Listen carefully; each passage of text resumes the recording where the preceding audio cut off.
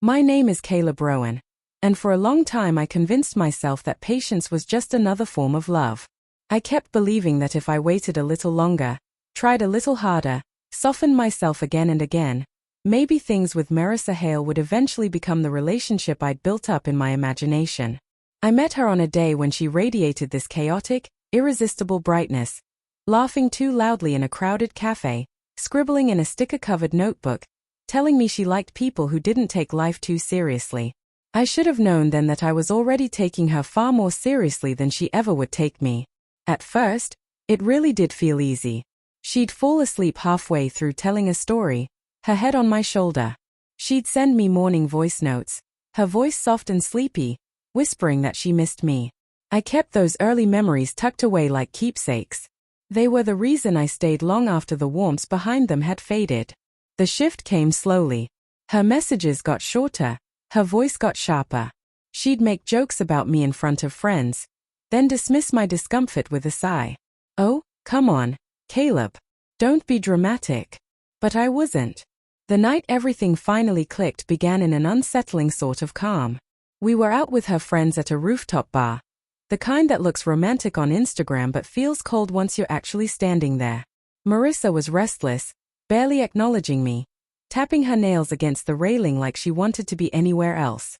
Jonah, one of her friends, kept glancing between us as if he could feel the tension even over the music.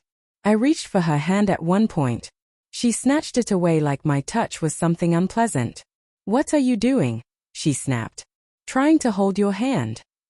I answered, confused. She let out this loud, annoyed sigh. "God, Caleb, stop being clingy. It's embarrassing." Her friends laughed awkwardly, not because they agreed, but because they didn't know how else to react.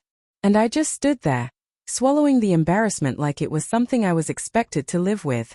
Later, outside, I tried again. "Marissa, can we talk? You've been off with me all night." She stopped walking. The streetlights cast a warm, flickering glow, and for a moment it felt like everything went quiet, waiting for her answer. She tilted her head, smirked, and delivered the words that sliced straight through me. "You're a waste of my time." She said it slowly, savoring each syllable, as if she wanted it to hit the deepest part of me. She said it like she was entertained by my hurt. And something inside me just stilled. It didn't shatter. It didn't rage. It simply went quiet, the kind of quiet that comes when clarity finally arrives. I looked at her, really looked.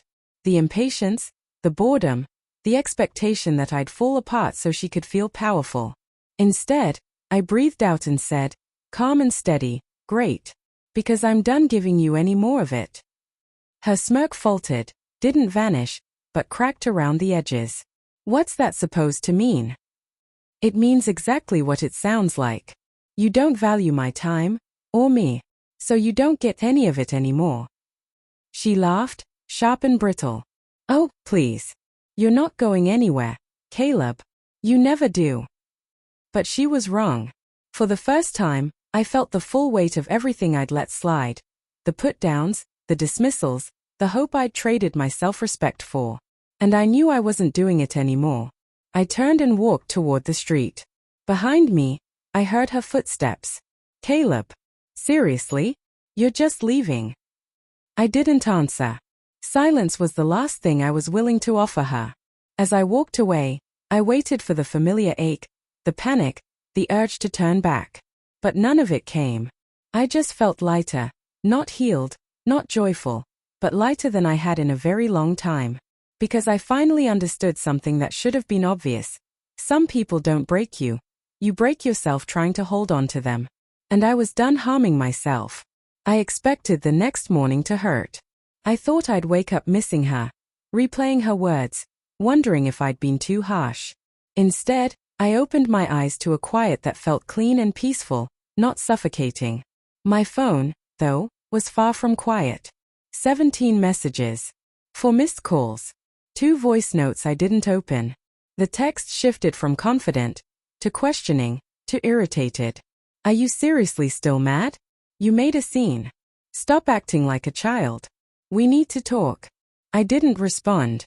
Not because I wanted to punish her, but because I finally understood this. Silence isn't a weapon. It's a boundary. Around midday I stepped out for a coffee, mostly to clear the noise in my mind.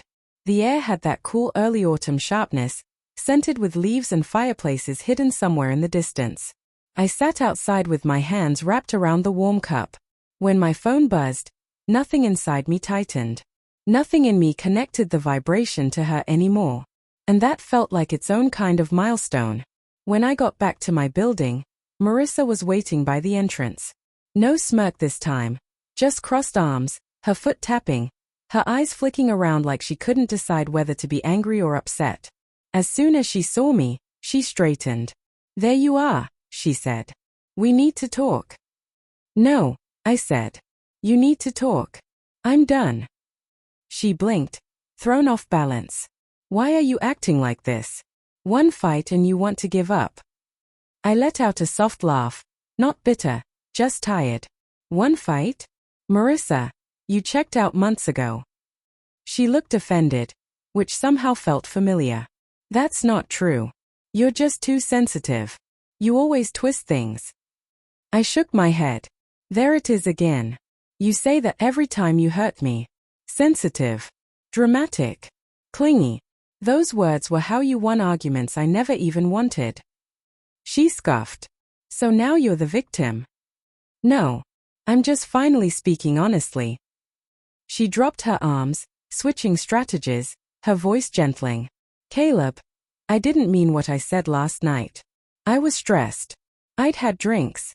I wasn't thinking." "But you meant it enough to say it," I replied. "And you liked seeing how much it stung."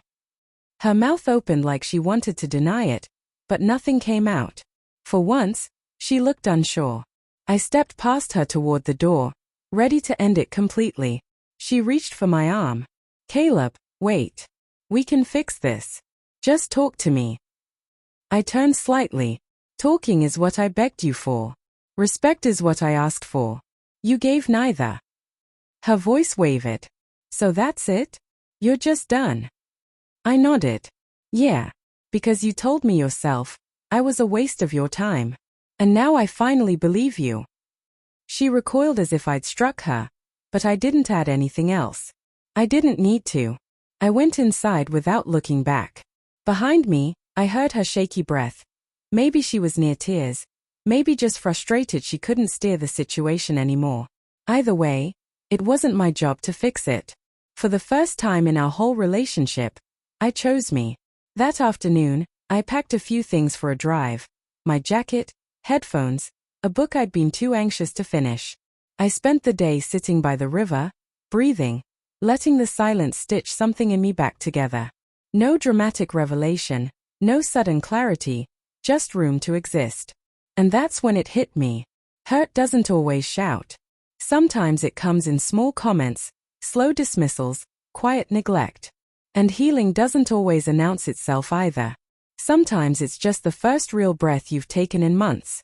The next week, I blocked her number. Not out of spite, but because I needed a clear ending. If she texted, I knew I'd slip into old habits, explaining myself, defending myself, trying to prove I wasn't who she said I was. But I don't have to prove anything now. Not to her. Not to anyone. A few days later, I ran into Jonah, the friend who'd been at the rooftop bar that night. When he asked how things were, I told him. He didn't look surprised. "I always wondered why you let her talk to you like that," he said quietly. "You're a good guy, Caleb. You deserve someone who speaks to you like they actually see you." Maybe that's what I'd been missing. Not love, not affection, not attention. Being seen. Truly seen. And maybe someday I'll find that with someone else.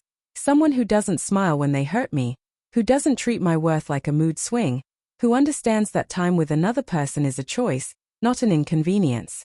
Until then, I'm rebuilding. Not rushing. Not dating to fill empty space. Just finally choosing myself.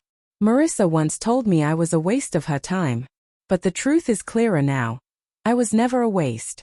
I was an investment she never deserved. And walking away was the moment I finally stopped losing.